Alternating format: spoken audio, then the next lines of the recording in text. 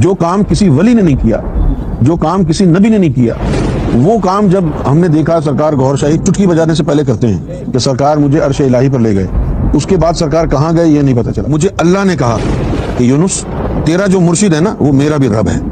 اللہ کے بیٹے کی امت پر عذاب نہیں آتا تو اللہ کے باپ کے ماننے والوں پر عذاب کیسے آئے گا؟ عرفان حسین بریلی وہ کون سا فرقہ ہوگا جو صحیح ہو؟ وہ فرقہ ہی نہیں ہے۔ فرقہ صحیح کیسے ہو سکتا ہے جب قرآن مجید میں اللہ تعالیٰ نے فرمایا ہے، اللہ تعالیٰ نے قرآن شریف میں کہا ہے کہ سارے لوگ اللہ کی جو رسی ہے حبل اللہ، سارے مل کے اس کو مضبوطی سے تھام لیں۔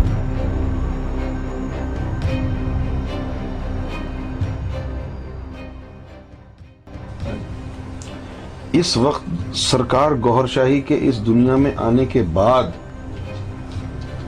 یہ آج میں بالکل ننگا ہو کے کسی مصلحت کو برابر میں رکھے بغیر انتہائی ننگا ہو کے کہہ رہا ہوں، سرکار گوھر شاہی کے اس دنیا میں آنے کے بعد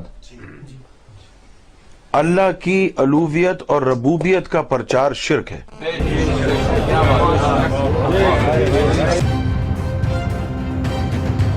جب تک کسی نے سرکار گوھر شاہی کے رب الارباب ہونے کا ذکر نہیں کیا تو اس سے پہلے تک جو کرتا رہا اس کی معافی ہو سکتی ہے، لیکن جس دن یہ بات کھول دی کسی نے لا الہ الا ریاض والی، اس کے بعد کوئی اللہ کی الوہیت کا ذکر نہیں کر سکتا۔ جو کر رہا ہے وہ اپنے لیے گڑھا کھود رہا ہے کہ جو لا الہ الا ریاض بھی پڑھے اور لا الہ الا اللہ بھی پڑھے۔ ایک عورت کے دو شوہر نہیں ہو سکتے تو ایک انسان کے دو رب نہیں ہو سکتے۔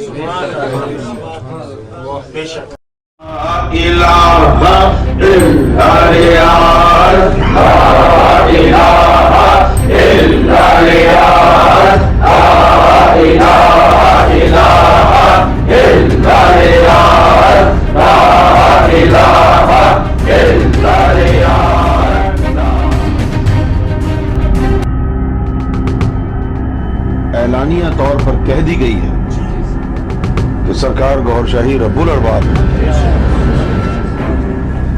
اس کے بعد جس نے لا الہ الا اللہ کا پرچار کیا ہے تو وہ جو ہے سب سے بڑا مشرک ہوگا۔ سب سے بہتر وہ ہے جو رب سے محبت کرتا ہے، بھلے اس کا تعلق کسی بھی دین اور دھرم سے نہ ہو۔ بہتر وہی ہے جس کا کوئی بھی مذہب نہ ہو لیکن دل میں اللہ کی محبت۔